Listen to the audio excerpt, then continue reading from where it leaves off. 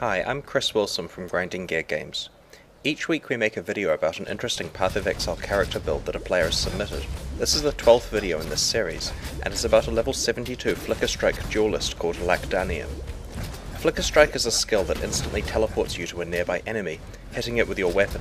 If no enemy is targeted, one will be picked randomly. In addition to being a really efficient way to get from one monster to another, it's also pretty defensive because you're often out of the way before attacks land on you. Earlier this year, we changed Flicker Strike so that it has a short cooldown that can be bypassed by spending a frenzy charge.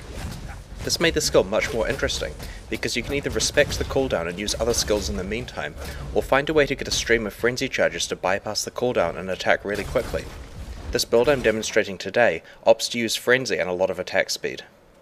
The character's passive skill tree build starts in the duelist area and makes its way through the center to the shadow part of the tree. He grabbed attack speed, dual wielding, and sword specialization before getting the Iron Reflex's Keystone passive, which converts all of his evasion into armor. In the shadow area, he grabbed almost exclusively critical strike passive skills. This build doesn't really require any niche unique items to work correctly, so it's able to use a lot of powerful rares. Both of these swords are high damage Dragonbone rapiers. I really like his gloves actually. They have attack speed, life, good resistances, and item rarity. His belt is pretty similar, though I think the stun duration and flask mods will be better as resistances or mana. The boots are very nice in terms of their defenses and run speed. The stun recovery on them is really important when you Flicker Strike directly into the middle of a large pack of monsters. His other items are pretty similar, decent rares that would have taken a fair amount of effort to find, craft, or trade for. Phase Run is an important spell for this build. It performs two roles, both increasing your movement speed and also making your next attack do additional damage. If you cast it before launching a Flicker Strike, the damage is high enough to one-hit kill some monsters. Against harder hitting enemies, the build has access to Decoy Totem, which distracts monsters for a while until they've dealt with the totem. This character can do a lot of damage very fast if he's not having to tank large attacks that stun him. Both the Phase Run and Decoy Totem skills are augmented with a faster casting support gem. This is a sensible choice.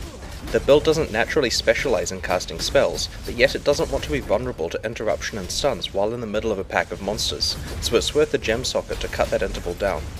The Cleave skill is usually good for dealing damage to a group of nearby enemies. This build has an interesting twist on that skill. The player has opted to reduce the area of effective Cleave in order to increase its damage. When you Flicker Strike into the middle of a group of monsters, many of them are within the range of the short version Uber Cleave attack. The support gems he is using on Cleaver increase critical damage, concentrated effect, and faster attacks. In terms of auras, this build uses Grace and Hatred. The Grace aura grants evasion, which turns into armor due to the Iron Reflex's Keystone passive. The Hatred aura grants additional cold damage, which in addition to killing enemies faster, has the advantage of freezing and shattering monsters. This means that on certain maps, enemy necromancers cannot raise their corpses. This build also has access to the Lightning Strike skill, which the player has supported with lesser multiple projectiles, Pierce, and the increased critical strike support gems. It's useful for dealing pretty high damage at long range, if the situation warrants it.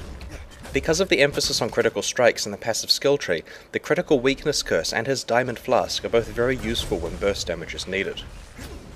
This character is powerful enough to handle high-level map content pretty well. While it's probably not the safest hardcore build, it is remarkably fun to play. The author commented that he can play the character for hours without getting bored. I feel the same way, and that's one reason this video took a while to prepare. At the moment, the build is at the top of my list of non-hardcore characters I'd like to try making next time I play online. Path of Exile is currently in closed beta, and will open up for public access in a few months. If you'd like to play it right now though, please buy a supporter pack from pathofexile.com. If you liked this video, please subscribe to our YouTube channel. Thanks very much and see you next week.